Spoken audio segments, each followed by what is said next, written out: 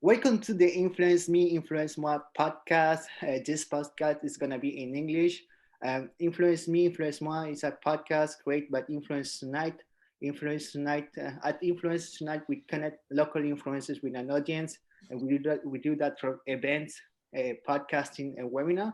But as you know, there is no event right now, and I'm not planning to do any events maybe until the end of 2021 just to see how this is going on with all of COVID and everything. But I'm continuing to do podcasting. I took a small break because I started a new business. It's been like 6 months that I didn't do any podcast, so maybe I'm a little bit rusty. But like always, I always take my time to know about my guest. Today's guest is somebody that I met at one of the Influence Night events. My Spa, My Passion in 2019. Yeah, 2019. That's like 2 years ago already. Mm-hmm. At that time, we used to connect everyone together in person. So I saw him on social media and I said, this guy, he's amazing. He's always always doing business and always creating content. So I want to introduce him. He's Martin Hugh, entrepreneur, co-founder of Flor et Cadeau, a restaurant of Japanese authentic food. He's also the CEO of Mars Marketing Agency. Hi, Martin. How's it going? Very good, and you? Thank you for having me. I'm doing good. So, Martin, like I told you, like I said right now, we met through one of my events in 2019, but at that time we didn't have the time to talk together because there was a lot of people. So Mm-hmm. I just want you to introduce yourself. Who are you? Where are you from? To the audience. Well, so let's start like origin story. I was born in Montreal. All my life, growing up, I was always into artistic things. Whether it's drawing or painting or playing music. I've always been into that. So Yes. um, as I evolved into my education, it became more and more clear to me that I needed to make a decision between will I go the more standard route, because obviously my parents, from my dad's side he's Vietnamese, and Yes. from my mom's side she's German. Okay. And if you know anything about these cultures, school for them is so important. Yes.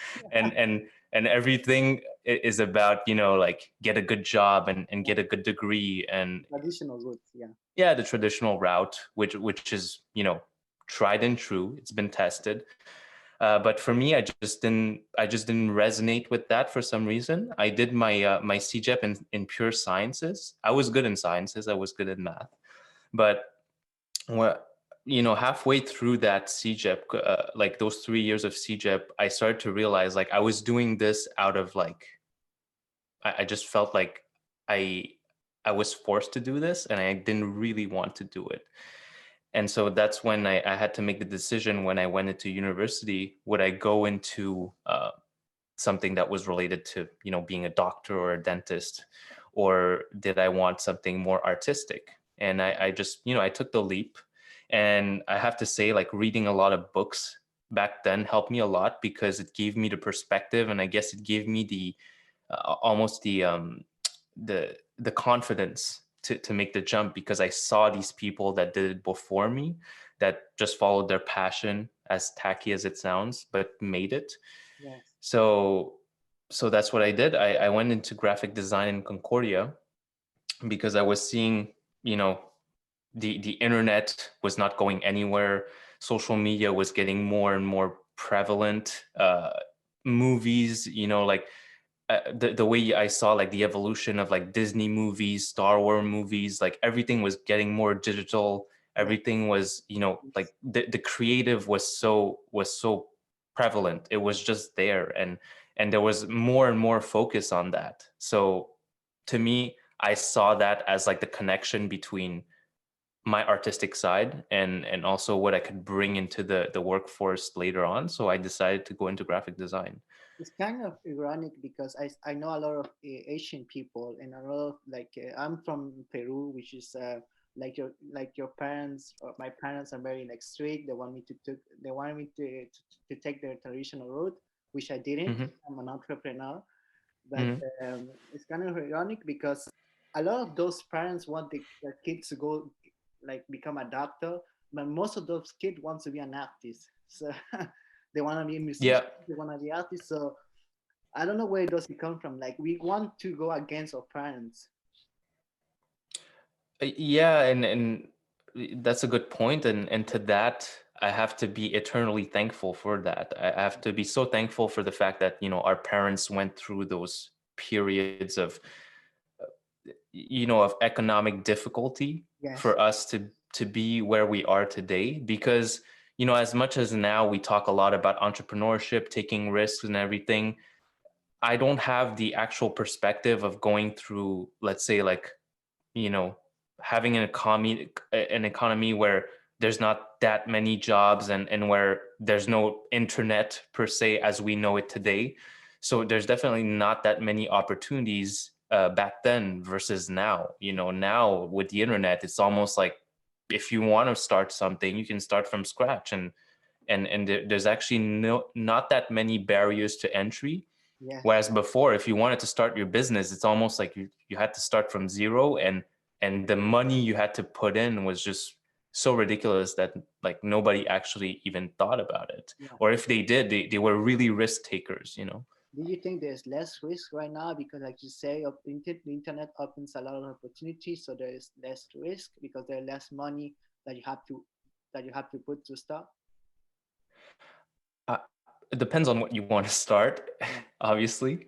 Like there's always like a level of risk for any generation. There's things in there right now that could be super risky, like if you put all your money in Bitcoin, for example, like that could be super risky. Yeah. you know but in the sense of like starting something that's your own thing right now, it's never been easier, and it's never been more just like at the tip of your fingers. If you really want to start it, you want to have a website today, like you could actually design your website, and you could host it for like $30 a month, like get a domain name and host it and just learn about it. And everything, you can actually learn everything through YouTube now and through the internet, which is fascinating. Exactly. So talking about learning, you said that you went to a university, graphic design, but you also did a bachelor degree in marketing. So I think, Yes. and right now you're very involved in marketing. So where does it come from that passion about marketing, that curiosity about marketing? Well, halfway through, I wouldn't even say halfway, but like a year after I was into the design program, Yeah. I was I was taking these art classes and everything, and I just realized I wasn't someone that learned by being in class. I Mhm. learned by doing, and that's always been my ethos, my motto, which is like I have to do it to learn it. And as an artist, I just found it very hard to stay in a class and work on a project that was just given to me, and it was rated by a teacher that had a subjective rating of what I was doing. Yeah. Not that he was wrong or she was wrong. It's just that to me, like that didn't appeal to me.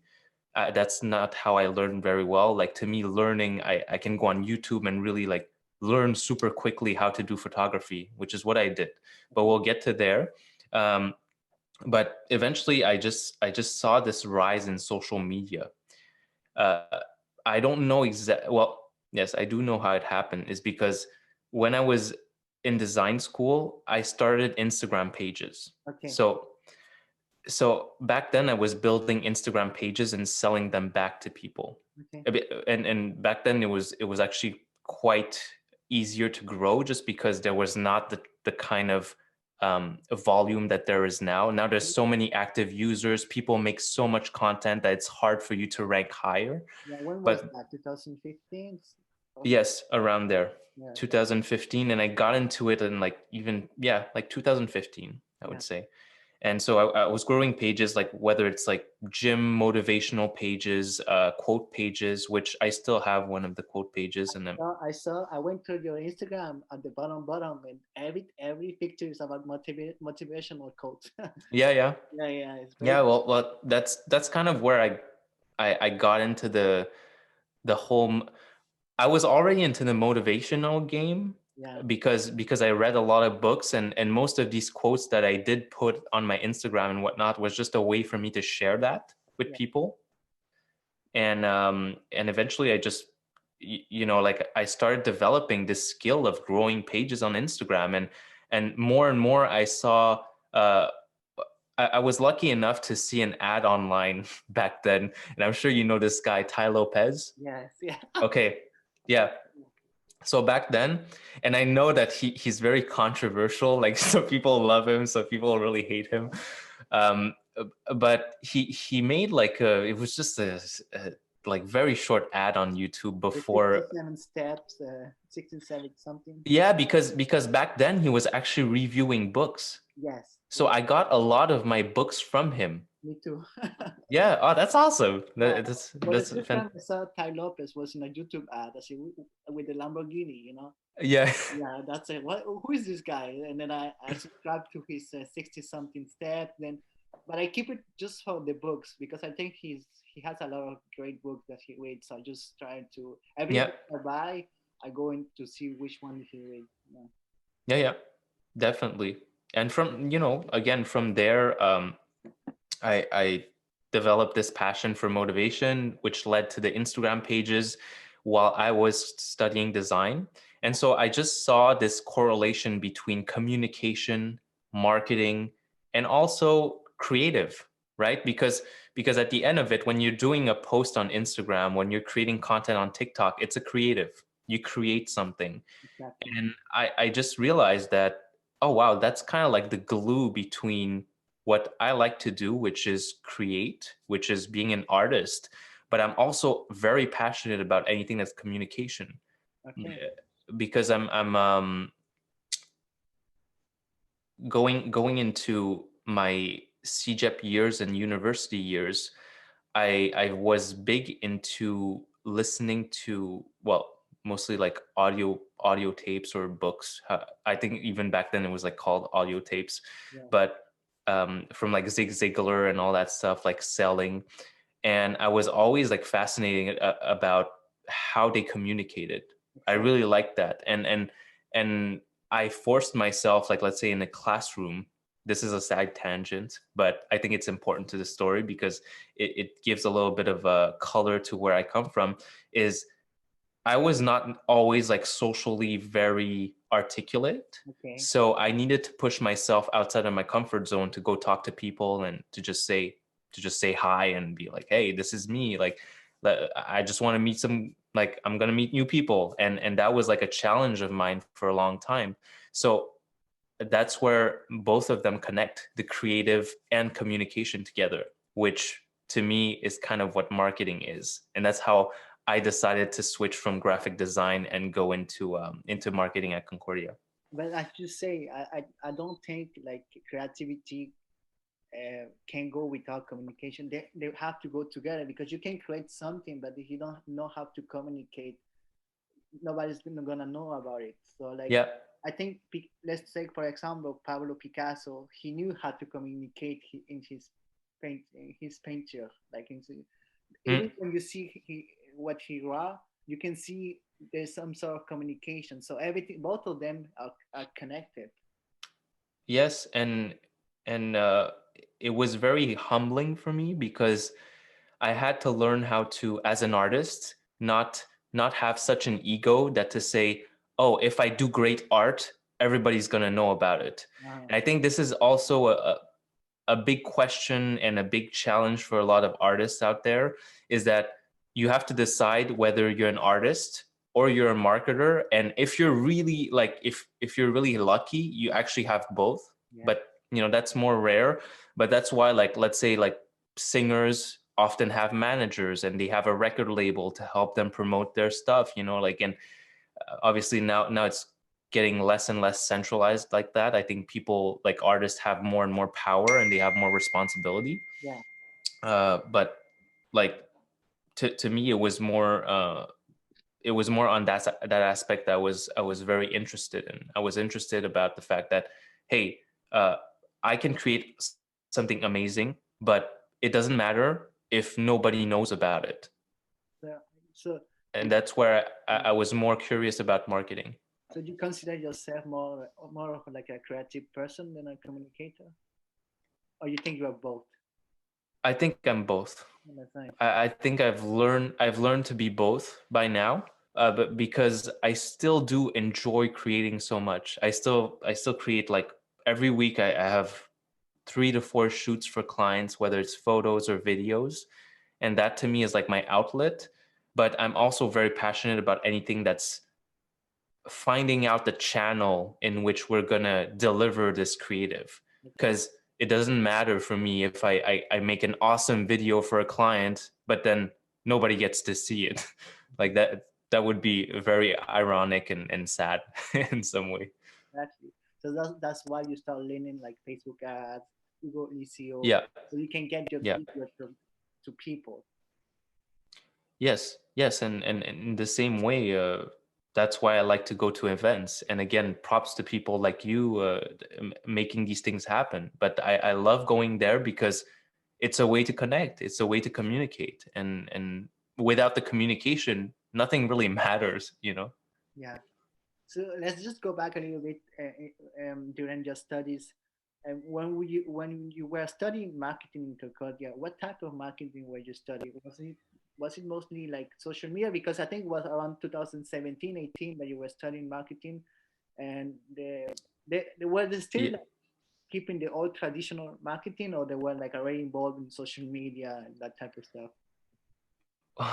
Well, this is a great preface to what I'm about to say next, but I dropped out of marketing Oh, class okay. because of the fact that of what you were saying is what they taught was so outdated. Okay. You know, like I think I've learned a lot of like the basics of it, but at a certain point, I just felt like this wasn't moving fast enough for me. Like but because by that time uh, I was already taking on my first clients. I was doing, mostly I was doing photo shoots for free because that's how every artist kind of starts, like it's like, oh, do you want some photos of your, and my niche was the hospitality industry. So restaurants, hotels, bars, clubs. And so I was just like, do you want some photos of your food taken? And back then nobody really understood why they would want that. They were like, what? Like, why would we even be on Facebook? and I was and it was so funny because thinking back, I actually had to convince some people that this was important. They were like, I, I have some business without social media. Why would I ever go on social media? And yeah, go for it. No, but the funny thing is that they take pictures of the food to put on the menu when people look at it. They give you a menu. There's pictures. So Yeah. then when you say I'm gonna take pictures and put it on social media, and they say why? If you think about it, the same thing. Yeah, it's the same thing, but it's just one thing I've learned through marketing and through just like studying social, I guess, like what do you call, like human behavior, is that we're very slow to change. Mm, mm, Unless we're forced to, which is like this COVID situation, we've been forced in some way with restrictions and everything to behave a certain way. But if it's the natural process of thing, adopting something new, human beings are actually not that quick to adopt it. exactly. So I imagine that at that time when you were getting your clients, your first client, that's when you start your own company, mass marketing agency. Is that around that Hmm. time? Yeah, but one important thing is that I didn't have this vision of really having this holistic service. To me, at first, it was more focused on the photography, on the visual creative, and I did do some social media management, but I kind of did everything just by myself because that's how you start off, like a business, and I had to learn enough to be comfortable enough so that if I did hire someone to do it, I would know exactly what they should be doing, and not just say like, oh, well, please do social media management for me. And then I'd be like, "Oh, but I've never done it." So I had to have done it. Uh-huh. And that's how it started, and eventually grew into something else. Like we offer more services now, like web design, and also like really like full blown, video campaigns. We do influencer marketing, all that stuff, but that came later, as I got more comfortable with my ability to deliver on the creative. So when you start your company, you quit school. What were the reaction of your parents? Because you were see at the beginning that they were very strict. They were like they want you to follow the traditional route. So when you say, "Mom, Dad, I'm going to quit school. I'm going to start my own marketing agency," what was the reaction? Well, they weren't that surprised, Okay. because the way I did it was I did it gradually. Mm. And I think this is also an important point to anyone that wants to get into entrepreneurship. Sometimes we glorify this image of people that just like leave everything behind, and then they they start this thing, and it's so risky and all that stuff. But to me, it's more about like, let's figure out a way to be smart about this and to reduce any risk. Yeah. So I started my business while I was still in school, and I was also working at a restaurant at the time. So I did it very gradually, and as I saw that I got more work from it, and it took more and more of my time, then there was a turning point where I had to decide if I was going to like really like, put 100% in it. Yeah. But by that time I already had clients. I saw that it was a viable business, and then I did the jump. So you went progressive. You didn't Yeah. just like Yeah. that, which you think is a better way to start to start a business. I just think it's a less risky way, but I'm not sure if it's a better way, because again, everyone's different. Like some people, if they don't take that huge jump, they would actually never do it. Yeah, it's true. So your parents weren't that surprised. They said, "Okay, he's already has like some client. He because you did a progressive, you already like have a proof of concept." So they weren't that surprised. No, no, no. I mean, obviously we had a little talk about it and everything, but I was showing them the results that I got from the business, and not necessarily specifics and numbers, but just the fact that, hey, look, I already got like 3, 4 clients that have been with me for like a year now. They're going to develop on more stuff, and I'm working on closing 2 other clients now, and there's someone that works freelance for me. So the pieces started coming together, so they weren't really that surprised when I took that leap.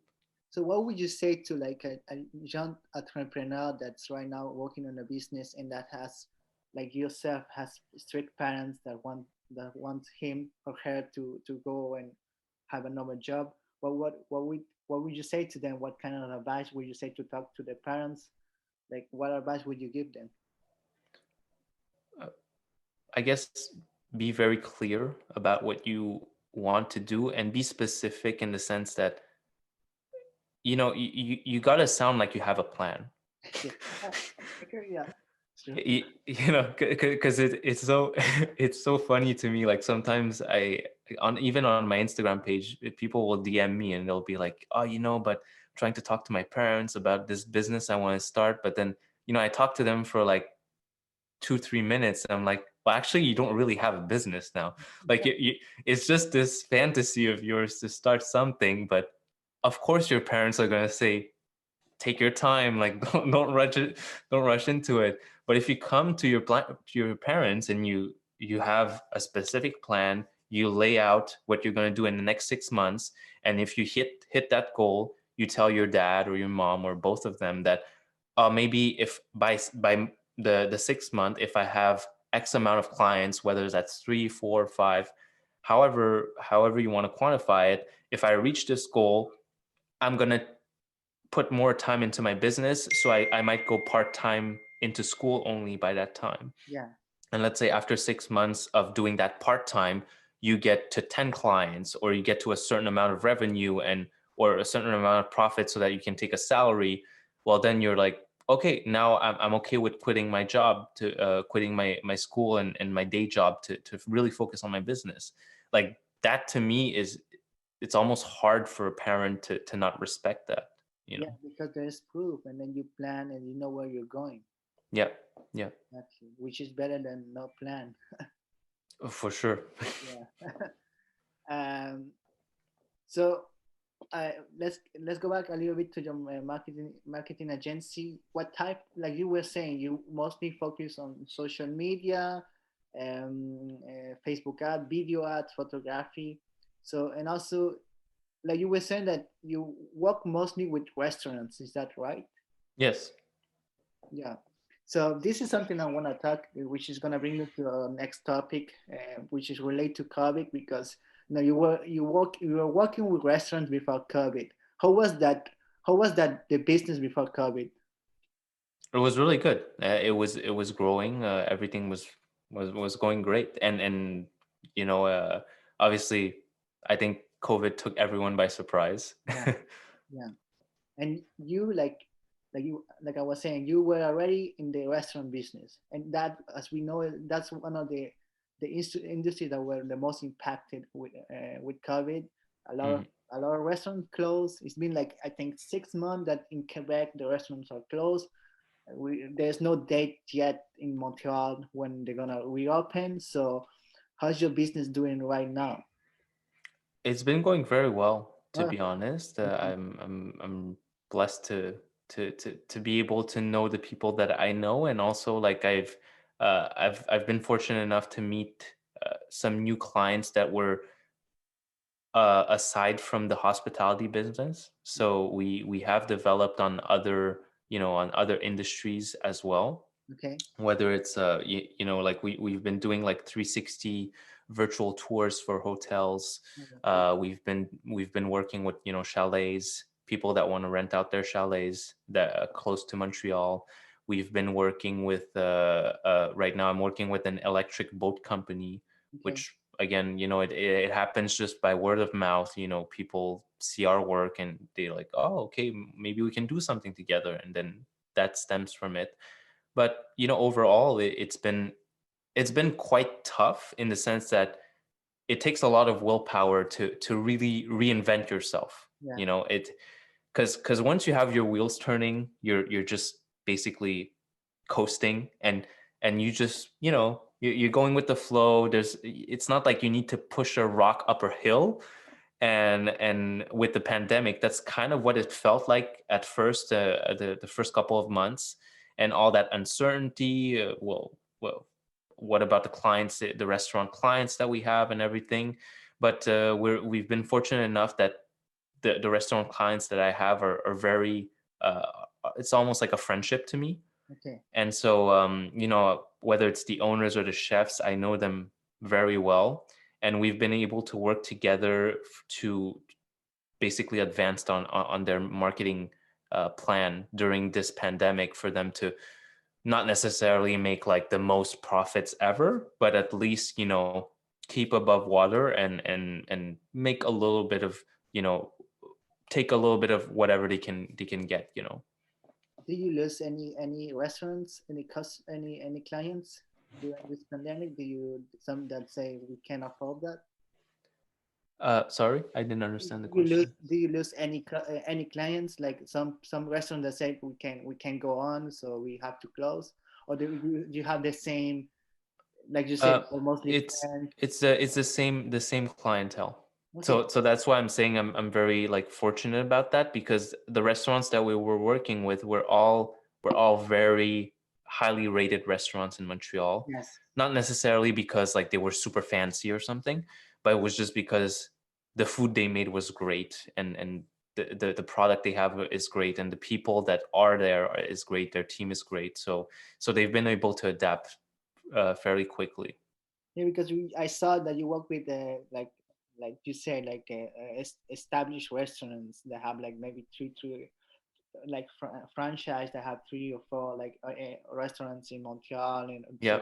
yeah, so they still have like the budget to continue going on even during this pandemic. Yeah. They having the budget is one thing, but it's also they've been we've been clear enough with each other so that the moment the pandemic hit, I've had a meeting with all my clients and I told them, look guys, like I know that during a time where it's uncertain and revenues are going down, your first reflex is going to be to cut costs. Yeah. And that's always the reflex. But I've told them, you know, in terms of marketing and in a restaurant industry like this, where there's 1,000 other options for people to order from, especially with Uber Eats now and everything, I don't think that's the best approach that you can do. To me, I would really go hard for the first 3 months. Afterwards, we can go into more like, more just like going with the flow and coasting, and then we can come up with new ideas. But that's the great thing, is that my clients actually listen to me, and we did photo shoots really quickly to be on Uber Eats, to be on DoorDash. Like we were set up within like I would say like 3-4 weeks of the pandemic hitting. Okay. Restaurants that never did deliveries or takeouts before, Okay. and I think that's the power of like, if we trust each other when we're doing business together, that's really key, because the timing and especially the time that you waste uh, by waiting to make a decision, that can be the turning point between your business continuing to succeed versus your business going under. Because especially with a restaurant, it's very low margins. You don't have the cash flow is not that great. Like you have to handle it very like you're basically like handling a tight ship, and Yeah. everything needs to be perfectly like in order. Every expense needs to count. So I'm grateful that they had that trust in our agency. Yeah, like you were saying, most of those established restaurants, they didn't even think about deliveries because they were not that kind of restaurants, like they were like people go in, they have the experience inside the restaurants, and there's no delivery. Mm. Like right away, you say to your customer, "Let's start doing delivery. Let's go to Uber Eat, DoorDash," which is a good way to start during this pandemic. But I don't think in the long term it's a great way because they take a lot of money, Uber Eat and DoorDash. Is that right? Yeah, they do. But hopefully with the regulations that come, like they might take a little less. We'll have to see about that. But to me, the approach was always, so all of my clients, they have their own takeout and delivery platform. Yeah. So you can still order directly from their website, and they get to keep the actual money that they make, which is only fair for them. Yeah. But I've always told them as well, like, you want to be on these big platforms because they do bring you some sort of awareness. Okay. Like some person that would have never heard from you before, all of a sudden they might scroll onto Uber Eats and see your listing and click onto it and eventually order. And to me, during this time where your cooks are in the kitchen and you're paying them to be there, why not have all the platforms that you can have, so that you maximize the number of orders that you have, even though it's not necessarily like 100% profit to you, but better like 50% profit of something than 0% of nothing. That was kind of like my approach. Exactly. It's better to be everywhere almost, like everywhere that you can be to get more awareness. Yeah. Yeah. Because I think like Uber Eats and DoorDash is kind of like the social media for restaurants. You have to be there in a certain way. Yeah, and it's everything comes down to meritocracy. Like, the reason why people use these apps is because they're so simple and they're so straightforward, and everything just works well. Like, there's no friction. They put in their card one time and they can just browse from like a selection of thousands of restaurants. Yeah. Whereas, like, the approach of like going to an individual restaurant's website and then ordering from that restaurant, and then sometimes if the ordering system doesn't remember your card, you have to input your card again after. I mean, I do it, but but I know that a lot of people don't, and it's understandable. They want to go in the faster way, the faster, the more efficient way. Yeah, well, I mean, like, why is Amazon dominating everything right now? It's so easy. You just go on there, you have your account, you add to cart, and then uh, like, order free prime shipping. It comes to your place the next day. Yeah. So sometimes I believe marketing is everything. I think like you just say Uber Eats, DoorDash is kind of like a marketing place. Amazon is kind of like their own marketing place. So I tend to believe that marketing is everywhere. Like you can market like everywhere. The long time ago they used to market on walls. They used to put like big posters on walls, and then if you go outside, there is a bench. There's like posters on a bench. Yeah, yeah. Yeah, that's everywhere. Like there is always marketing is everywhere, which is fascinating. Well, that's how we communicate, and the thing is, we need to be aware that it's constantly evolving, and what you think was great today as a means of communication, as a platform. I mean, TikTok might be hot today, but maybe in 5 years is like another platform. Exactly. Maybe it's schmick schmuck. I don't know, but but maybe, and at that point, you just have to adapt, and that's why marketing is very. It's something that I'm very passionate about because it always changes, and you can never feel too comfortable. Exactly. Especially nowadays, it changed fast. There's always Yeah. something new. Like you Hmm. said, last year it was TikTok. This year is Clubhouse. The next one is gonna be like you say something else. So it just goes so fast. Yep. Yep.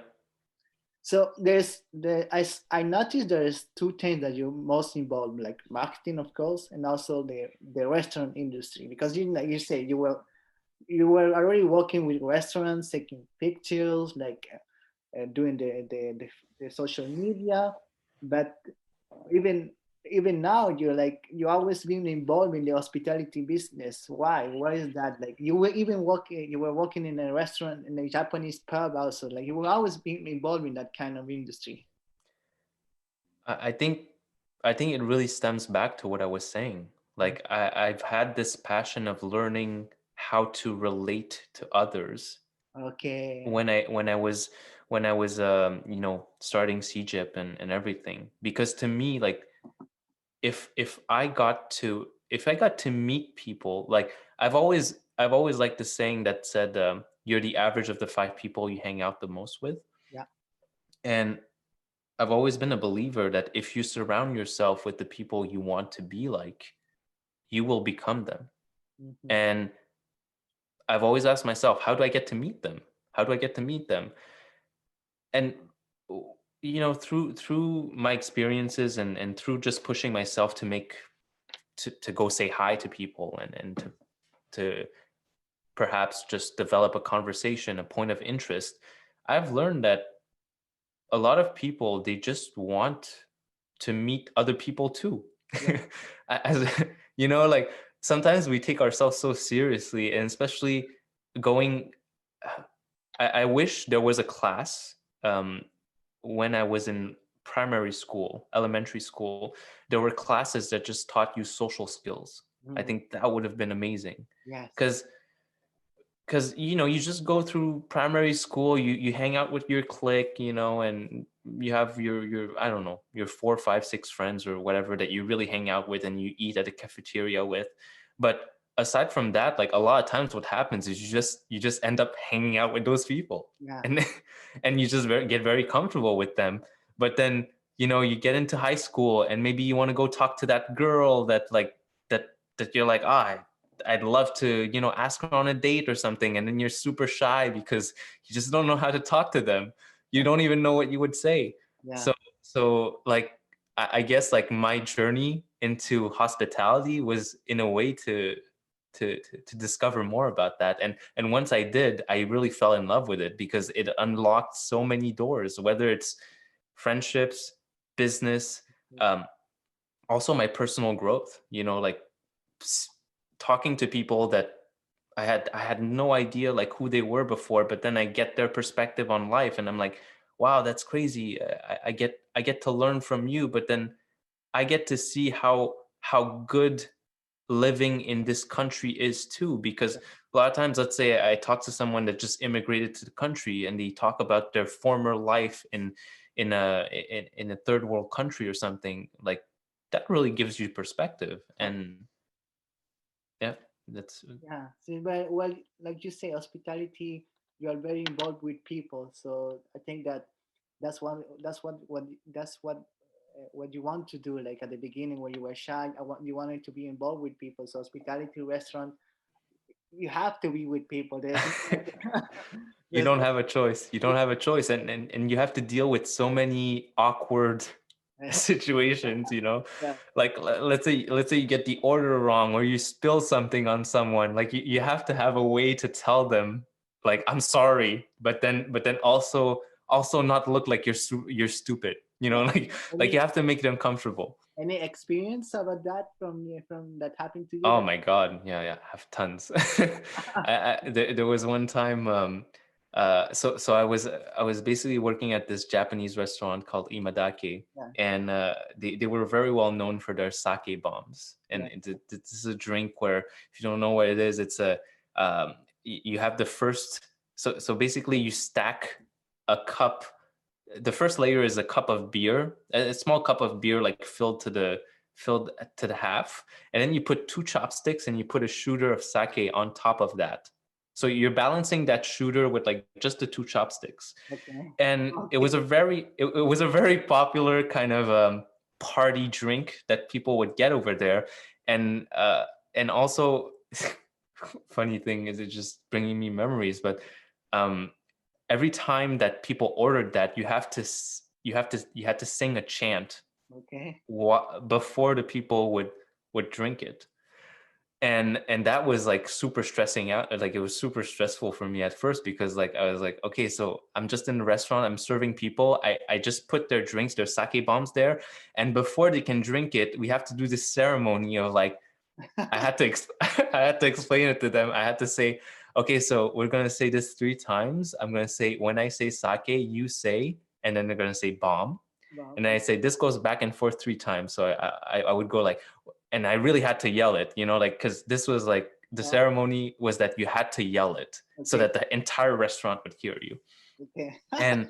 And this one time I was serving these sake bomb cups to the table. It was a table of 20 people, a group of 20 people. Yeah, I was wow. bringing them over on two trays, and I just tripped myself, Oh and no. all these things, they just go flying out. Oh no. Yeah, yeah. And like, but good thing is that they're plastic cups, but Okay. still then it was a huge mess, and Oh and yeah. because they were plastic cups, they didn't just break, they would bounce on the ground. Oh, the So smash. Yeah, yeah. yeah, so like, I dropped these things, and for a good 30 seconds you would just hear ting ting ting ting ting ting, like bouncing on the grounds Oh everywhere. wow. Oh wow. How did you feel? Like, I like, after that, I just said like, this is my lowest moment in the restaurant industry, but after that, it just taught me to not take myself too seriously, you yeah, know. yeah. And then that's the funny thing, is that if you can just laugh at yourself, which it happened after, like a couple of times, a couple of other times with minor things. But if you can just laugh at yourself and tell the client that, well, I'm sorry, I messed up, and Yeah, like, they're also going to understand if they're in a good mood. They understand, like, okay, it happens. What? yeah, and what I big Most of them, not all. I know. no, not all of them, but the important thing is that I discovered that I was in control of my own state. Hmm. So regardless of what happened, if I could control my emotion, the state that I felt, I could be in control. And if something really stupid happened and I dropped something, it wouldn't matter, because I was still in a good mood and I was willing to laugh at myself. And that taught me so many things on conversational layers. When I'm socializing with people, when I'm making someone a little bit uncomfortable, I can right away, I guess I develop more empathy Yeah, you through could read that. the mood. You can read the mood better. Yeah, yeah. Yeah, exactly. So then you have like that kind of perspective. Like, okay, I'm doing this right or I'm not doing this right. But even if you're not doing that right, you don't take yourself that much seriously. Yeah, because at the end of the day, that's just your ego. Like and even when you're stressed out to do a presentation, because you've done like Influencer Unite, Yeah. I'm sure you've experienced this, but like when you get in front of a crowd, you're a bit stressed out, and you're like, or like, unless for me, like that's how I felt like whenever I went in front of a crowd or I did some sort of interview on a stage, like I felt this pressure of like, oh my God, everyone's looking at me. And once you just realize that, first of all, everyone's just focused on themselves a lot of the Yeah. time, Hmm. and number two is you just realize like, why do I put myself as such an important person here? Like, I should not even come to this. I should not even have the frame of mind that I need to be so perfect for them to enjoy what I have to say.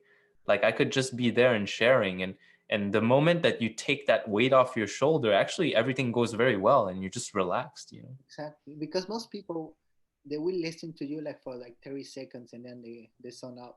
Like Yeah, they go out like yeah, oh, this just the beginning and they go, oh, I have to go home and start getting the food ready, you know.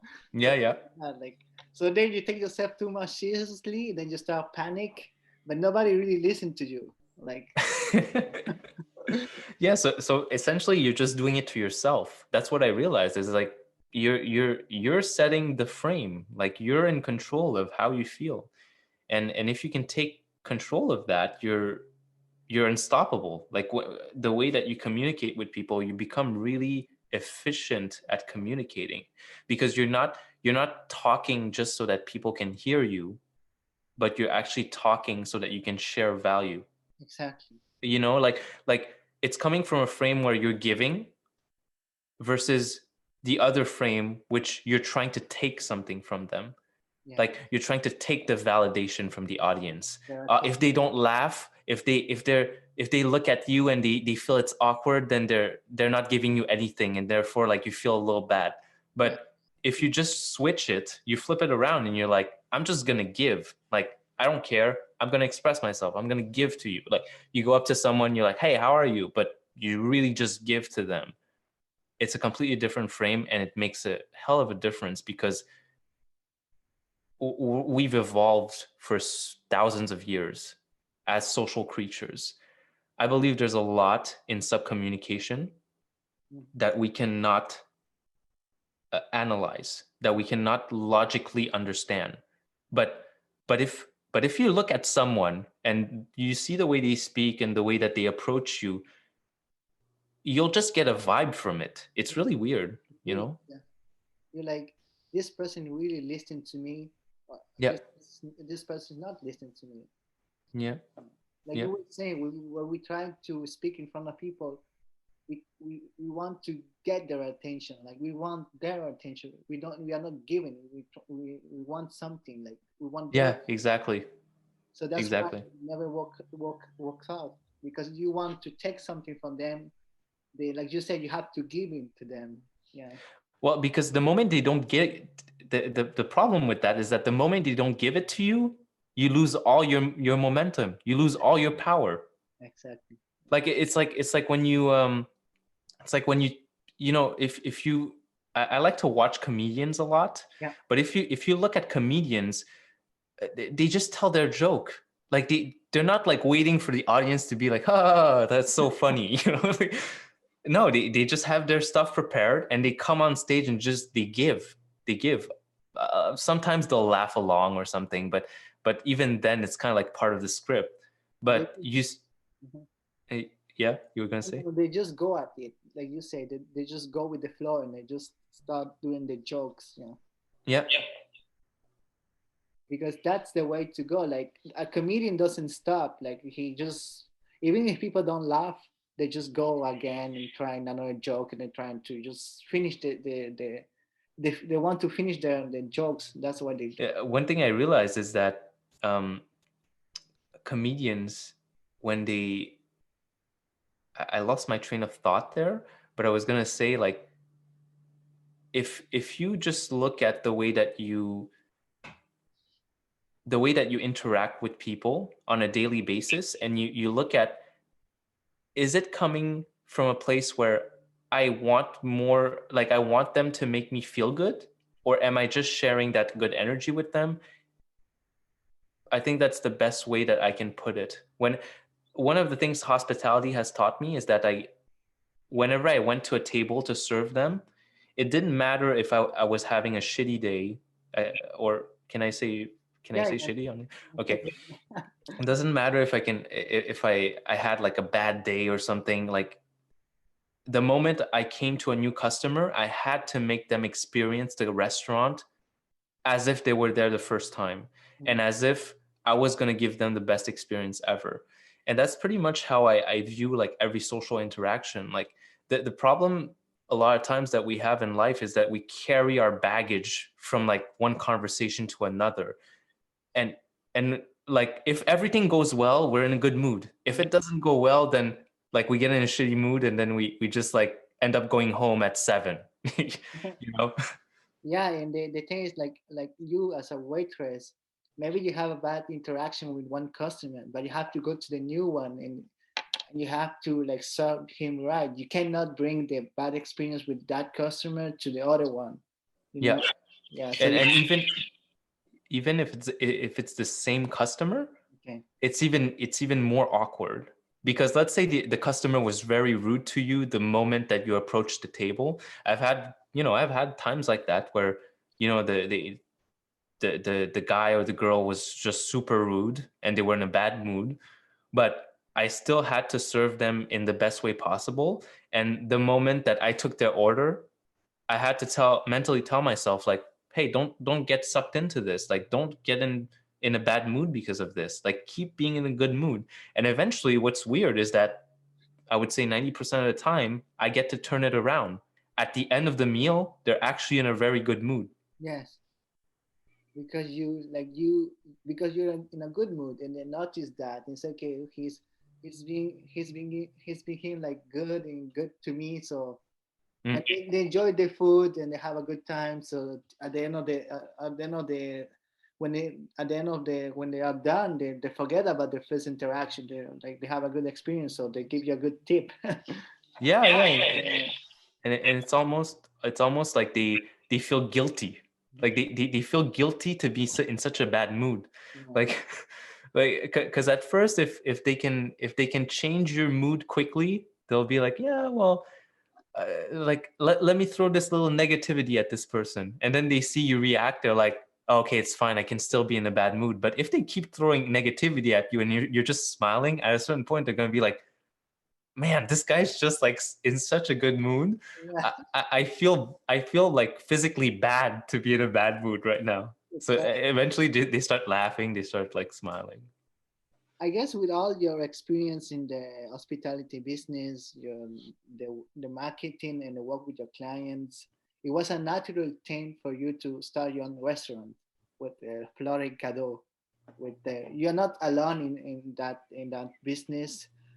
How did that start? Because we were talking in the beginning, before we start the podcast, that this is something that you start during the pandemic. So I want to go into that. Um, Flore Cado is a restaurant in Chinatown, Montreal. It used to be like in a lot of flower store. So that's we Yes. call Flore Cado, which is flower and gift in English. Mhm. So even before the flower store, it was a restaurant. So it has kind of like an history, like restaurant flower. So how did you start that business?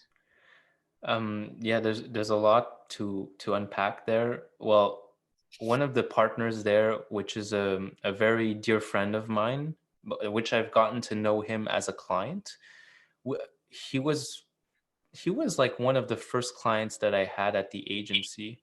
And back then he was partner in another business, Yeah, like a co-owner of that business. It was a restaurant on Saint Laurent. And like I just got to know him because I was going there to do some photo shoots and everything. And every time like I crossed him, we had good interactions and everything. And I never really understood that much about him. But then eventually one day, like in a photo shoot, like he passed by, and he was talking to the other co-owner, which I knew better. He was talking about a project he was doing. And essentially his name is David Schmidt. Okay. um, this guy, he's the head behind, the brains behind, like the concepts. So uh, when we started Fly Cadeau, he's the one that did like all the interior design with another one of our partners, Sarah. And she like he's always been a design guy. So I guess that's where we clicked, is that I did a lot of photography, and essentially, like, I pitched him on a certain point. I was like, hey, this new place that you're opening, the place is called Tiradito. Uh-huh. Tiradito, it's actually Peruvian food, Okay. Peruvian Japanese food. Oh wow. And so Nikkei food. And so I just really liked the concept of it. I was like, there's nothing like this in Montreal, like Peruvian Japanese, and it was so novel. And I really liked the interior design that he made. So I told him, can I come and maybe take photos of some dishes and everything? And he told me, yeah, you can come, but you have to talk to the chef Marcel, because he's also like a co-owner, and he's very particular in his style. Like, if he likes your photos, we'll work together, but if he doesn't, then we won't work together.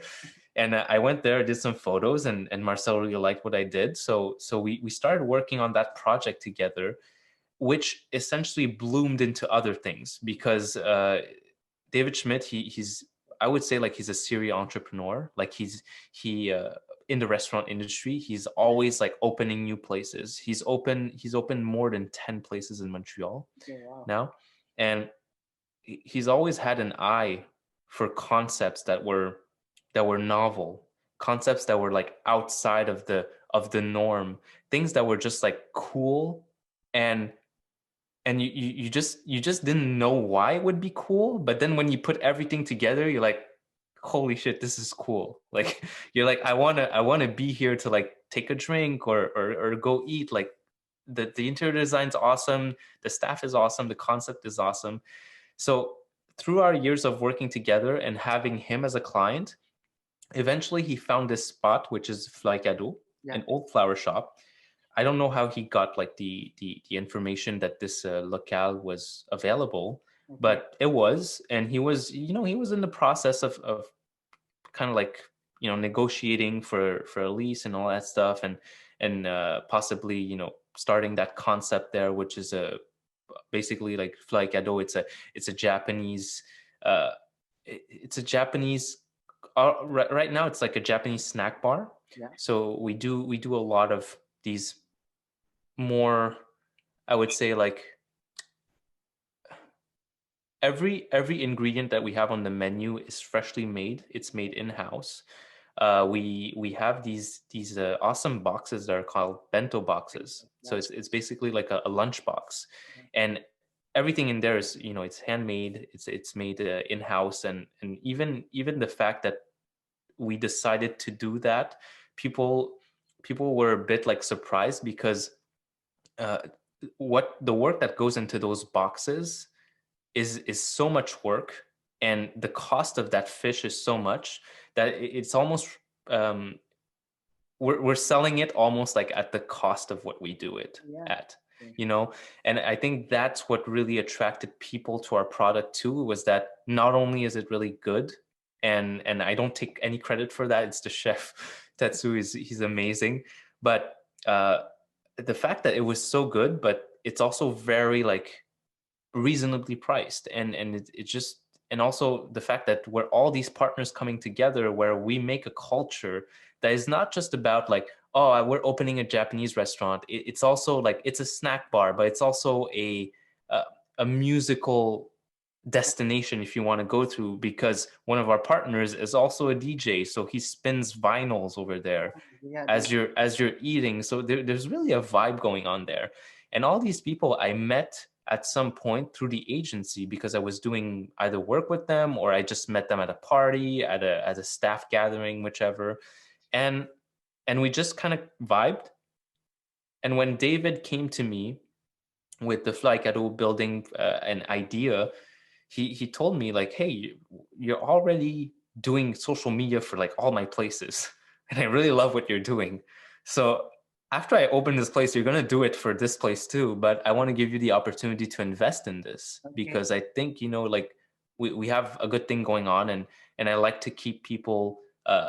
When you work well with someone, you want to keep working with them Yes. essentially, but because like you only have 24 hours in a day, and if things get communicated clearly with someone and you just get your vision, you want to work with them. How So many when you how many partners are you? How many business partners are you now? nine. Oh, nine. Okay. Yeah. And everyone has a different strength. Like Okay. we're you know Chris Guilty, one of our partners, he's the one that owns so the vinyls that we have at Fly Cadeau, it comes from the record store of our partner. Okay. So that's why we have so many vinyls. Like, so essentially, like he can bring like a ton of vinyls because he has a record store. Okay. Another one of our partners, which is Hideyuki, he's the one that likes to DJ, but he's also the one that was he's also a chef. Okay. So he gets along well with Tetsu, which is the main chef, the head behind the cooking and everything that goes on with the menu, the creations. And then we have other partners too, like Tamara, Alex, which are people that have worked with me at my clients' places as head bartenders. They've always designed very great cocktails. Alex Kings, he's worked at the bar at the Four Seasons. Okay. He was the one that he was there at like the initial team when it really first started. So everyone in the team really has a solid background in hospitality. And I guess you like do a lot of the social media because that's your specialty. Exactly. So we take care of all the creative, whether it's photos, videos, yeah, and that's it. Like social media management, communications. That's my agency. Was it hard to start that during the pandemic? Because this is something that you start like at the end of the 2020, like really launching that. Like we were saying, this was already in the works before, like trying to get the lease, trying to get the building, but you guys really launched during the pandemic, during that time that it was that restaurants came back to open and then you launch, and like I say, 3 weeks after it closed. How was that experience? It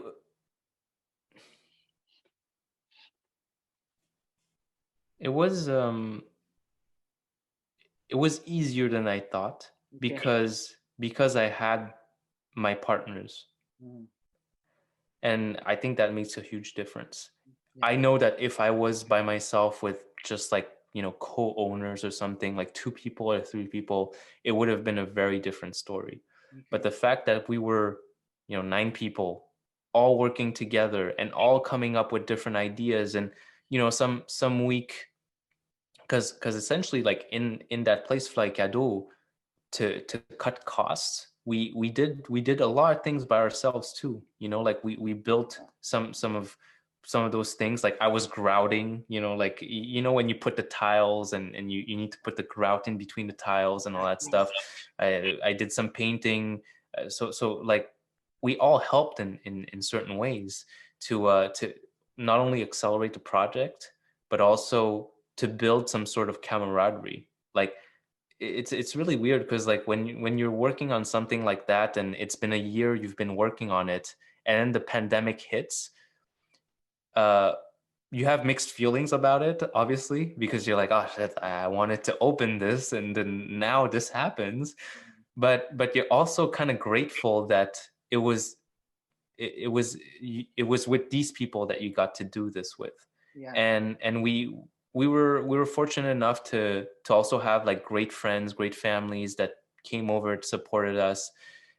And we were enough people so that we could delegate whichever needed to be delegated, and every person put their 5%, 10% here or there. And when, let's say, a week that I'm really busy and I couldn't help, well, someone else from the partners would come in and help. Yeah. And that's how it kind of worked. And frankly, like it's been amazing for that. You guys are open just for like takeout and delivery. You still like running Yeah, yeah. because you were saying that you when we were talking before, like you guys adapt, you change the menu, you change the style because it wasn't really meant to be like a delivery something restaurant business. It was just mostly like to be like eat there, but you guys really adapt to the situation. Yeah, because that was our strength, like I knew that I know that if you come into our place like Adu, you're gonna have a fucking great time, and that was our strength. Is like we know we serve great food, and we know that we will have great music. You're gonna have a good time.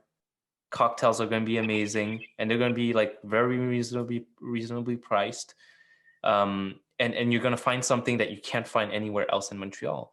Mm. And so that was kind of like our game plan. But obviously when COVID hit, it was like, okay, well, what do we do now? So like it's been especially hard for the chef Tetsu. Like he really had to rework that menu like a lot of times, because it's not just about like, because obviously if you think Japanese and takeout, you'll obviously think sushi right away, right? Mm. But we didn't necessarily want to just be like another sushi place or Yeah, something. you want it to be different, another kind of Japanese food. Yeah, yeah, and also something that would define us as well. Like what I like about our concept now is that everything kind of fits together in the sense that you can order something from Fly Gado, it can look absolutely beautiful, but then you're not intimidated by it. Yeah, Do you know what I mean? Like it's very well presented, quality ingredients, but because of the vibe that my partners established, mainly my partners, like I'm there with like marketing, but they're really like the hardworking like workhorse behind that. But they've really established a brand where you get an experience with it. Even with our bento boxes, we put a playlist that you can listen to with your bento box. oh yeah, Like we thought about the fact that, hey, you can't be at the restaurant right now, but Hideyuki, the DJ, he's going to do a DJ set while Tetsu and the cooks make these bentos, and we just put it uh, on SoundCloud. I think, yeah, it's on SoundCloud. yeah, yeah. And we just printed these flyers with a QR code that links directly to that playlist, and essentially the playlist just says like, listen to the music that your food was listening to while Oh, we're preparing it. good idea. Yeah, that's good. That's a good concept. Yeah. So you wanted to bring the experience at home, even with deliveries and takeout. Yeah, yeah. And it's well done, but also very simple that people are attracted to it. They're not intimidated by the food and everything. Yeah, and it's something that I think when you think about Fly Cadeau, you think it's fun, it's novel, it's young, like I think our team, like we that would be like one of our strengths, I guess, is that we do have a team that is forward thinking, and we don't, like, we're willing to change things up really quickly, Yeah. and we're willing to try new things. I think that's also the important part. Like, we've changed our menu really quickly, very quickly, and very, like, we tested very quickly, we saw the results, and then we're like, oh, the customer doesn't like this, the customer doesn't like that, oh, they like this, let's keep this. And we just improved on that. But I guess it really takes a time of pandemic too, Yeah. to really force you to like to go at it, and to try so many different things rapidly. And it's funny that you say right now because at the beginning when we started the podcast, you were talking about your restaurant clients. You were telling them to adapt, and at the same time, you as a restaurant owner, you adapt to these pandemics. Uh, I but well I walk my talk. Yeah, That's the way of putting it. Like, I wouldn't tell you to do something if I didn't do it myself. And that's why also, like, coming back to the social media, I try my best to really stay active on these platforms because it's my craft, like it's what I do. if I'm not doing it, then I feel a little weird to Yeah, tell a client to be like, oh, you have to be very active on this, you know. exactly. So we almost at the end of the podcast. Before we go to the last topic, I just want to let people know where they can reach out to you. Which platforms are you on? I'm fairly active on Instagram, so it's at Martin Hugh HYU, and TikTok. I still love that platform too, so it's the same handle, Martin Hugh HYU. All right. And I'll also be redoing podcasts soon Yes. Yes. because you have initiated that spark in me. So Yeah, so yeah, your maybe podcast. next time you're gonna come in as a guest. Well, thank you. Your podcast is called the Matthew Hugh Show or something like that. Is that Yeah, right? the Martin Hugh experience. Yeah. Yeah, yeah, yeah. You interview like entrepreneurs like Terry Linda, Alain de Moscavi. So Yeah. yeah, I listened to some of them and it's very good. Thank you. Thank you. I'm gonna put all the links so you can reach out to Martin. Well, this is a podcast about influencers, social media. We talk about it. So the last topic I want to talk with you is about your work as an influencer because I know that you were saying that Instagram, TikTok, you have like almost 55,000 followers on Instagram, 40,000 followers on TikTok. So you have like a very big amount of followers. And you also work with a lot of big brands, clothes brands like Simon's, how do you say that? Rusdak? Yeah, Red Sack. Yeah. Yeah. So you, on top of doing business, restaurant, and marketing agency, you also work as an influencer. How do you collaborate with those big business? How do you do that? Well, it's a bit different in this sense because I was always doing part-time modeling. Oh, okay. So I've always went through like an agency. So these whether it's Simons or Red Sack, like a lot of times they'll reach out to the agencies and they'll look at my profile and they say like, oh, this is kind of like this is the look that we want, and if I'm available, we'll do a shoot with that. But obviously, I've also had shoots where it was more in the influencer side. Yeah. Um, but I guess like uh, I, I'm not sure if there was a question in that or But I mean, well, your work as a model brought you a lot of contracts, yeah, which you can also use that to post on social media and for sure. promote that as like I an influencer. I think it both of them they really feed onto Yeah. themselves. Yeah. Like the fact that I can do model work and get some visuals from there, and then also create my own content without necessarily the model work. Like I think that that kind of volume and difference in content, it allows me to reach like a broad amount of people, and that's something that I was not necessarily comfortable doing in the beginning because you know how on social media they always tell you like, oh, you need to go like very niche into what you want, you know, like you either have to be like a motivational speaker or you have to be like a model, like, and you just post pictures of your abs all day and like or you're like you do cooking or you do photography, Yeah. but I just took the approach of like I want to share whatever I want to share, and I don't really care if it's going to get me less likes or less, you know, engagement, as long as the people that are in my community understand more about me. I'm really happy about that. And that's why like I love the fact that you can there's so many different platforms now which allow you to express a different side of yourself. Yes. The reason why I think TikTok um is so valuable to people, and why like people really love it is because it allows you to get into like a silly kind of self, and people on TikTok just don't take themselves seriously, Yeah, like, exactly. and it just gives you the freedom to create whatever you want, and I think that's why like I also kind of fell in love with that platform during the pandemic, was that I was like you, we were talking about this before the show, but like I was experimenting with it too, and it's only like you know that 40,000 followers came just from the pandemic. Like Oh I yeah. didn't, yeah, I didn't do that before that. Like I actually started like, I think like a month or two after the pandemic. Okay. Wow. And like it just goes to show, like I'm not even talking about the numbers here, but it, like if you just have fun with what you do and you get interested in it, eventually you'll reach a level where people will want to watch it and people will resonate with it.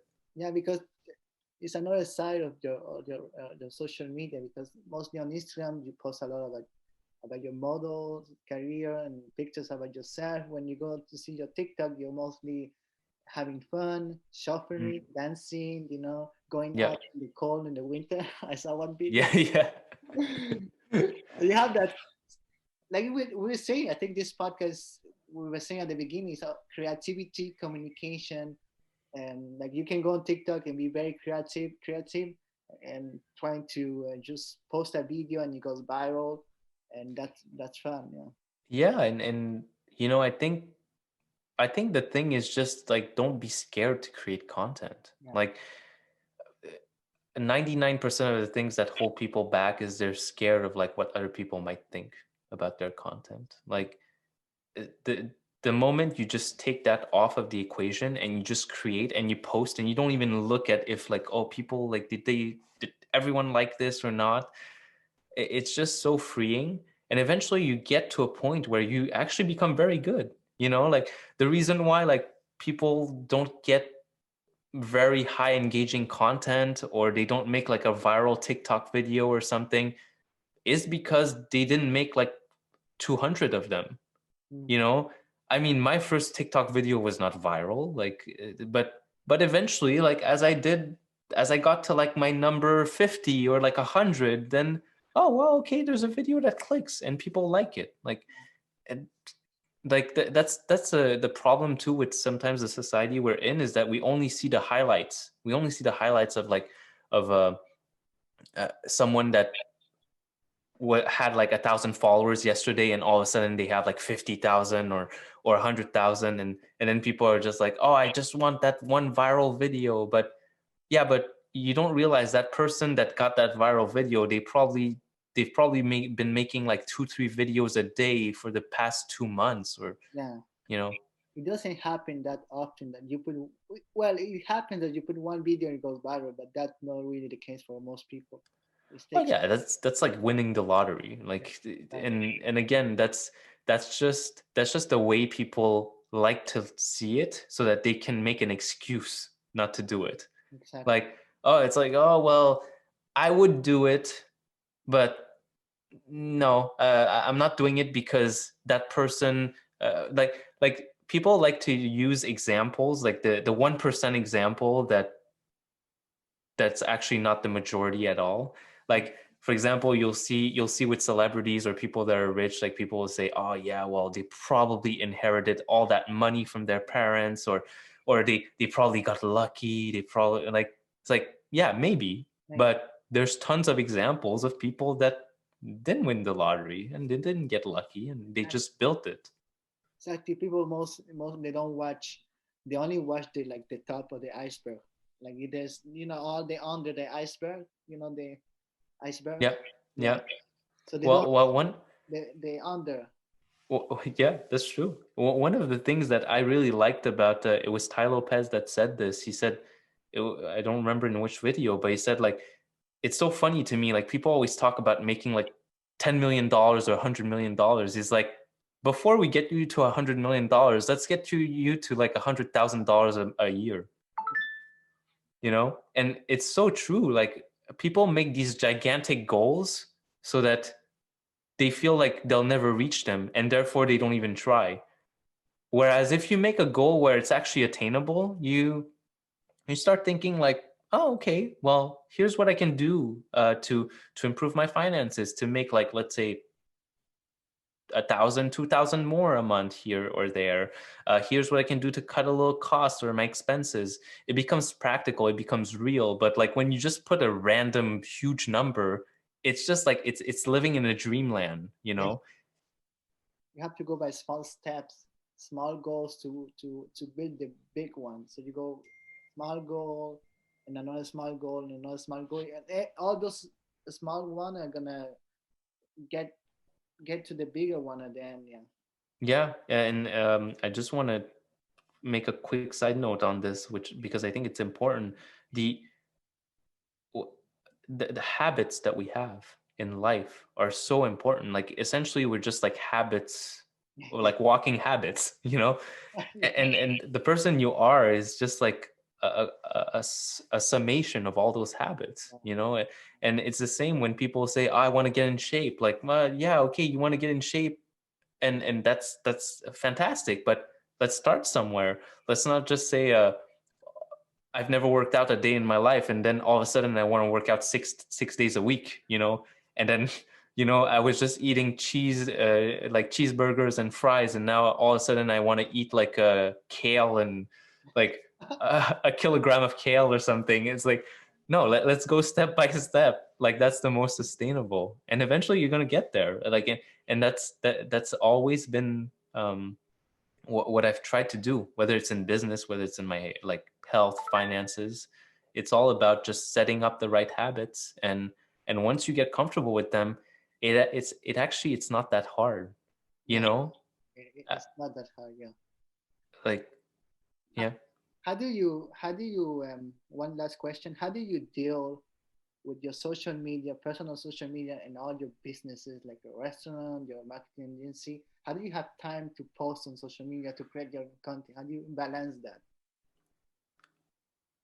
by by not overthinking what I post. Okay, okay, I and by practice, like now for me to create a TikTok video, it takes about 10 minutes, okay. you know. Um to make a post on Instagram, like whether it's a quote or whichever it is, like takes me about 5 minutes. And I've even been more active on Twitter lately because I actually like the fact of just like randomly posting my thoughts on there, That's nice. because it's a quick outlet, right?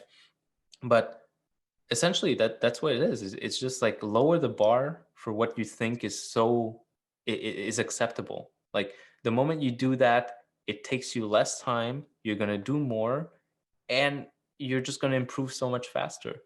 So that's why, like, I can create content for my pages very quickly, whether it's Instagram, TikTok. I just get inspiration very quick, and I don't judge myself to be like, is this the perfect image that I should post? When people get totally obsessed with their feed, is like, oh, if I post this, it's gonna mess up the whole.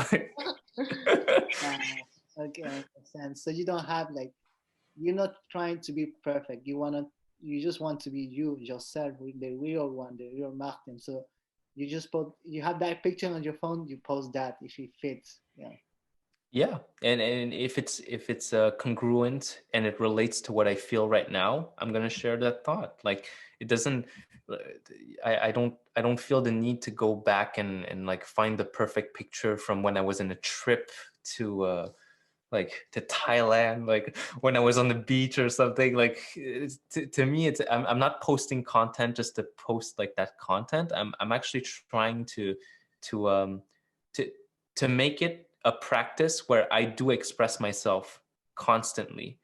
And I think when you reach a certain level of authenticity, it it's actually not that much work anymore because you're just being you. exactly. Yes. Have you tried like Clubhouse? I'm experimenting with it right now. Uh, So I'm looking on how to start rooms and everything. I'm gonna be I'm gonna activate. I'm gonna start like getting ideas of what kind of rooms I can make on there. yeah. Do you think that that is something that business will start doing it, or this mostly people? It's something like, because most social medias start with people, then they go towards businesses. Is that something that Clubhouse is gonna become? I don't know, just because of the fact that platforms evolve in many different ways, and I don't know if they will allow businesses to kind of ruin the platform. Like you'll be in a room and then all of a sudden like you'll have you'll have an ad pop up or something, or just like you're talking and then so we're interrupting this right now to give you an ad about like McDonald's. I don't think so, but whether or not it's the case, it's like let's it's important to experiment with it regardless. I'm a big believer that you should always experiment with whatever platform that comes out, and if it becomes big, great. But if it doesn't become big, at least you had the practice of just creating. And also the like, if I look at the evolution of Clubhouse, I don't know if it's gonna be like a feature that maybe Instagram will copy, or because we've seen that before with TikTok, like Instagram basically like took the feature of TikTok with like the music and everything, but people are still on TikTok because there's a community there, and it's different. But I don't know exactly how it's going to go out. But Clubhouse, it seems like I like the organic feel of it. It seems very spontaneous. I like it. Yeah, you can listen to like entrepreneurs like Ty Lopez, like live. You can hear their voice, like you were on the phone with them, like Lopez, Elon Musk, and that they are talking there right now. They're right now. That's the cool thing. Yeah, and they are talking there right now. It's not like a video, pre-record videos right now. Like you hear their voice, which is pretty cool. Yeah. It does bring that intimate connection that would not be the same if it was done in an interview, for example. Exactly. Well, Martin, thank you so much. I appreciate your time. It was a great talk with you. I hope I can go and go and eat to your restaurant as soon as they open back here in Montreal, which I think is gonna be pretty soon, maybe in April. So I'm gonna go and pass by and bring all my friends to go and eat over there. You're more than welcome, and thank you for having me. It's been a real pleasure. I mean, like you were saying, we met at the Influencer Unite conference and talk, but we didn't actually get the time to really connect and get to know more about each other. And I think like you've always had that type of energy that I liked as well. Like the first time you approached me and we talked about certain things, like I just saw that there was something mutual and something fun there, and something that we could click on, entrepreneurship and just connecting with people. The fact that you actually named the thing like Influencers Unite was pretty cool. So I also can't wait for us to be able to redo like things like that, because I miss events, man. That's the goal.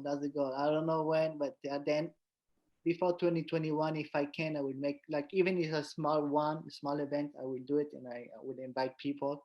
But for now, with all these restrictions, I have to wait. But as soon as I can, I would do it, and I would invite you and everyone to just get together. I'd be happy to come. Yeah, and one last thing, like one of my goals for this podcast was to have you as the guest number 10, which I did. Since thank you. I said, like, I'm gonna have Martin guest number 10, which this episode is number 10 of the podcast, so I'm happy about that. I'm honored to be number 10. I love number 10. That was a great soccer number as well. A lot of great players had number 10. And congratulations for 10 episodes. It's not always it's not always easy to stay consistent with that. And number 10 for this podcast. I have my other main podcast, which is 87. 87. Wow. Okay. This one is like 10, but the other one is 87. But no. My God, you're gonna reach 100 soon with the two of them combined. Yeah. That's awesome. Thank you so much, Martin. I really appreciate it. Thank you. And I hope that you guys like the podcast. And you can follow us at Hugo Prince on YouTube and on podcast, every platform at Hugo Prince, and follow us on Martin. I'm going to put all the links so you can follow him. Thank you so much. Thanks, guys. For watching until the end. So don't forget to subscribe to the channel, like the video, and hit the bell for more notifications.